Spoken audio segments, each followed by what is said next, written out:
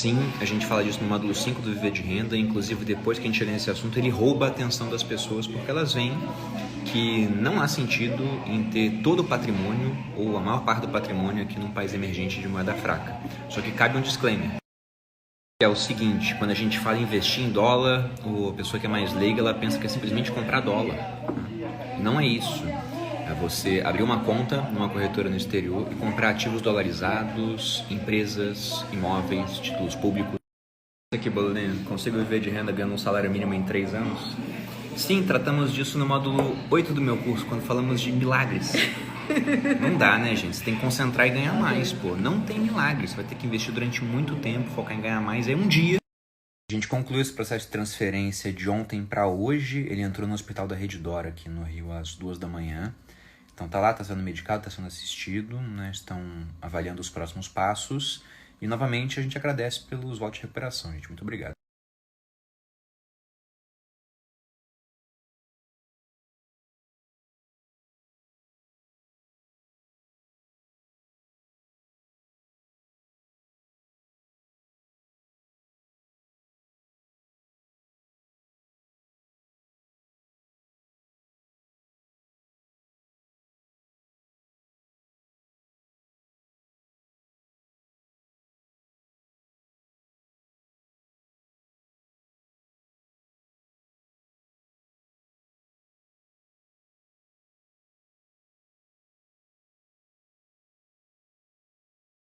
E se você não entendeu nada do que eu falei aqui, fique tranquilo, porque no vídeo de renda a gente explica essa questão de marcação ao mercado, título público americano, movimento de inflação e juros, tudo isso é explicado lá.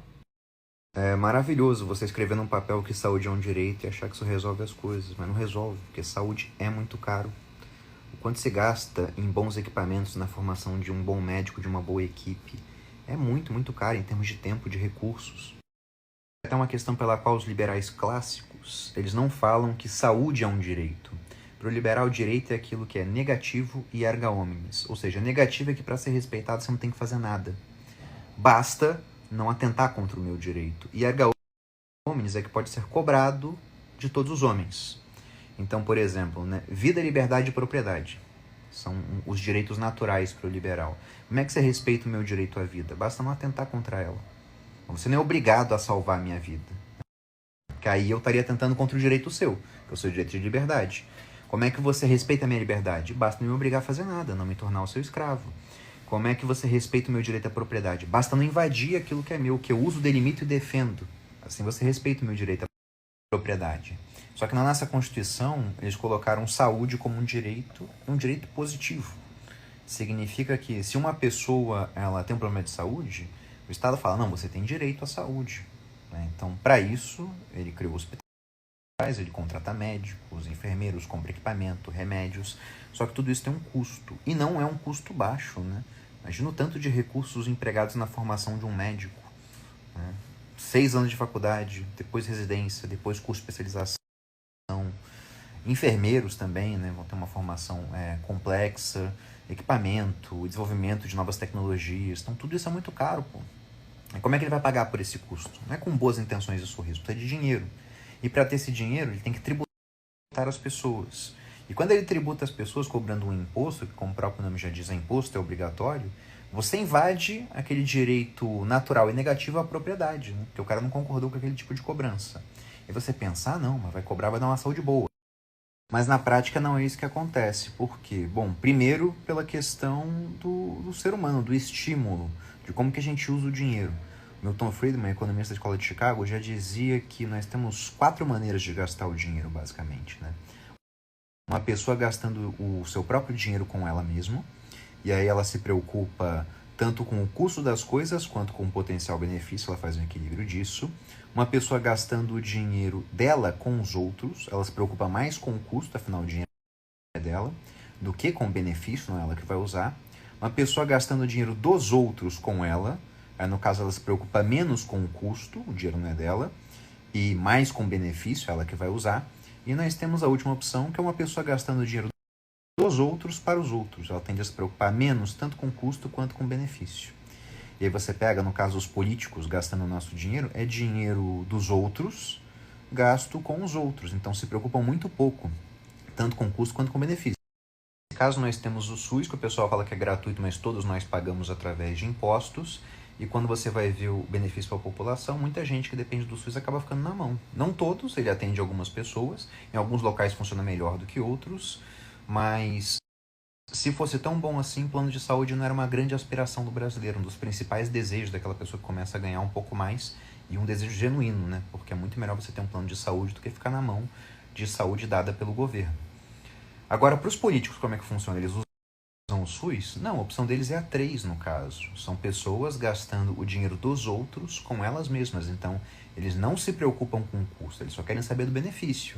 Aí você vê um deputado federal, um senador com um plano de saúde vitalício pago pelo dinheiro dos nossos impostos. Aí quando o cara tem lá, né, um ex-presidente tem câncer, o cara vai se tratar onde? É no Sírio-Libanês, é no Einstein, é no top do top em termos de medicina aqui no Brasil. Por quê? Opção 3, né? E aí tem outro ponto. Pessoas que afirmam, então, ó, o conserto é só botar o político para usar o SUS, vai resolver. E não é bem assim, pode até melhorar, mas por que não resolve? Porque o uso do recurso público, geralmente, ele vai contra aquilo que a iniciativa privada faz com os recursos. Para que a gente entenda, vamos pegar um exemplo de 2 hospitais. Você tem um hospital onde a equipe é muito boa, ele tem uma fama muito legal, os doentes que entram lá se recuperam geralmente, e você tem outro hospital que é o contrário, as pessoas estão indo para lá, estão morrendo, tem histórico de erro médico, a fama dele não é boa. Aí você vai usar qual hospital tendo recurso para isso, né? Geralmente você vai destinar os seus recursos para o hospital melhor. E aquele hospital ruim, a não ser que mude, vai acabar quebrando.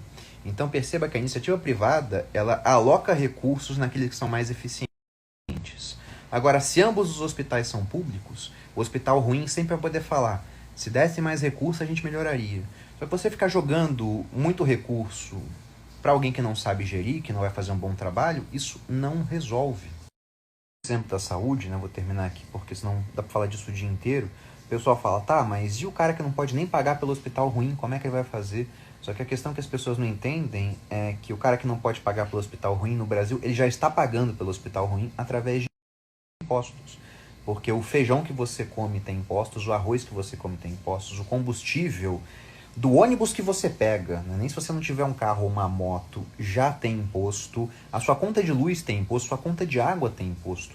Tudo no Brasil tem muito imposto. Na média, a gente pode falar que os impostos do consumo beiram aí os 40%.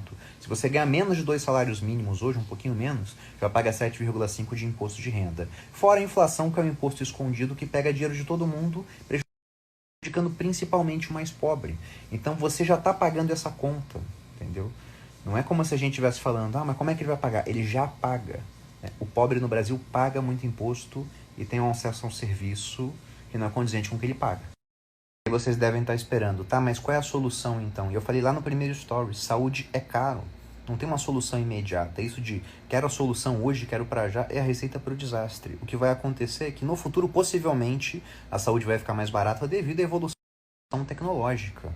Né? Hoje a realidade é que médico bom é caro, enfermeiro bom é caro, hospital, remédio, equipamento bom, tudo isso é muito caro. Plano de saúde bom também vai ficar caro à medida que você vai ficando mais velho. O governo poderia ajudar aí nisso se tirasse os impostos do plano de saúde, né? Porque você já paga imposto tudo que você faz para financiar o SUS, e quando você escolhe não usar o SUS e pagar um plano de saúde particular com o seu dinheiro, né, que sobrou dos impostos, ainda tem imposto embutido naquilo. Então poderiam dar essa mão.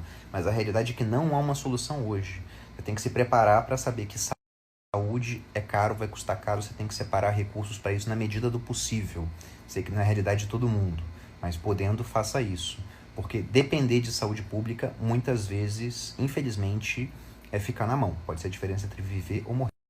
Hoje, nós estamos escrevendo muito mais livros em pouquíssimos anos do que a maior parte dos livros escritos na história da humanidade. Então a gente tem um volume de produção cultural hoje sem precedentes. Só que muitos desses livros, eles não vão passar no teste do tempo. Se você pegar a lista da Veja dos best-sellers do ano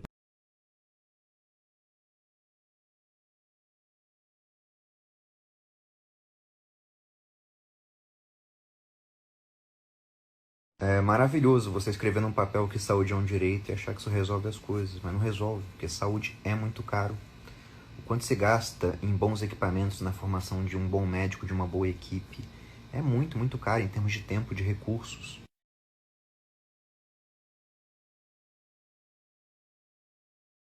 É maravilhoso você escrever num papel que saúde é um direito e achar que isso resolve as coisas, mas não resolve, porque saúde é muito caro.